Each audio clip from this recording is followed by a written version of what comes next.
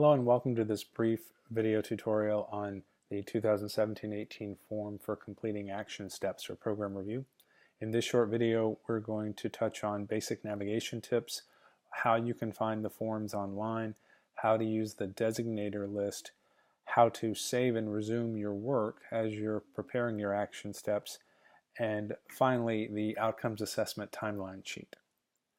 To begin, we'll take a look at how to find the forms and the resource pages you need as you begin to do your work. From our college homepage, you can find the Faculty and Staff tab, and under Institutional Program Review, you'll be able to find a list of websites devoted to the different divisions that do program review. Academic Program Review is the website for all academic programs, and this is where faculty will spend most of their time. Our administrative colleagues will be spending more time on the academic affairs, student affairs, business and financial affairs pages. And you'll find multiple links to different resources that are relevant to those different divisions. We'll begin the demonstration by taking a look at the Academic Affairs Administrative Program Review page. And you'll find on each of these pages links that take you to different documents and online forms.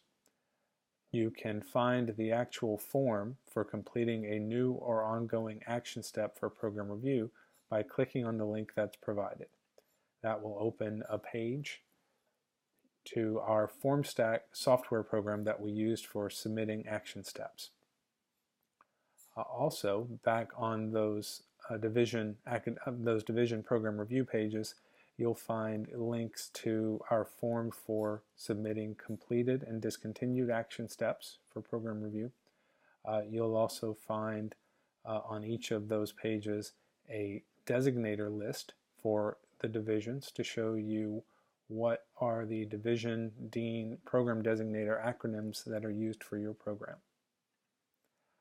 In addition, you'll find documents that show you the cycle for program review for each of the different divisions. Also on these division pages, you'll find a link to the outcomes assessment timeline. And there are two outcomes assessment timelines. There's an administrative outcomes assessment timeline as well as an academic outcomes assessment timeline. And these are different, but the links you'll find on these pages are to blank forms. And when you click on the link, you will be asked to download your file in a place where you would like to access it later, and then you'll be able to open the file using Microsoft Word and edit a blank one if that's what you desire to do.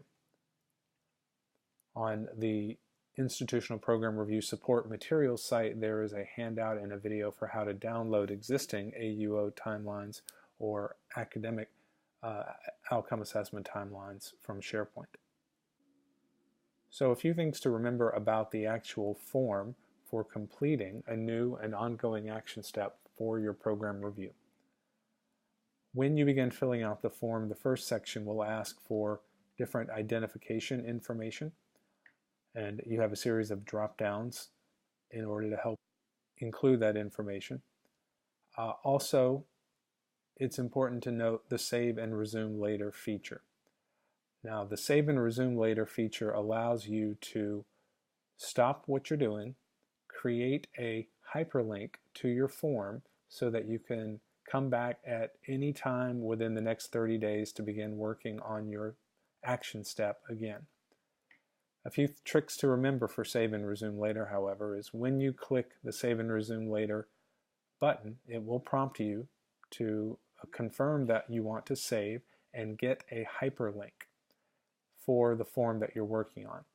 You'll also have the option to email the form to yourself by putting your email address in the file, in the field, and then clicking Send Save and Resume Link. You can save the link by highlighting it and copying it and saving it in a safe place. But keep in mind, if you do not save the hyperlink, you will be unable to resume your work where you left off. Also, keep in mind, every time you click Save and Resume Later, a new hyperlink is generated. you will not be able to save one link and then continue to return to it again and again.